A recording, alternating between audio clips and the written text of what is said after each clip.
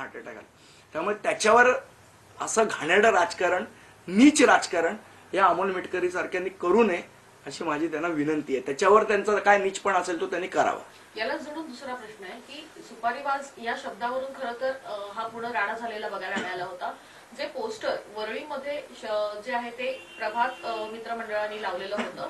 प्रभात मित्र मंडळाने नाही, ते शिवसेनेने लावलेलं नाव प्रभात मित्र मंडळाचं. त्याच्यामध्ये देखील पुन्हा एकदा सुपारीबाज असा उल्लेख करण्यात आलेला. काय झालंय तुम्हाला सांगतो, यांच्या पायाखालची वाळू सरकली.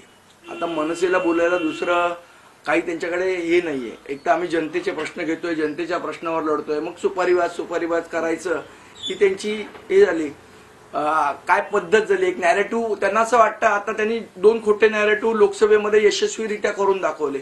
एक की संविधान बदलणार अशा प्रकारचे नॅरेटिव्ह हेच सेट करत त्यांना वाटलं आता आपण बोलू तो नॅरेटिव्ह सेट होईल. पण इथे समोर महाराष्ट्र नवनिर्माण सेना आहे, यांच्या प्रत्येक नॅरेटिव्हला करेक्ट उत्तर आणि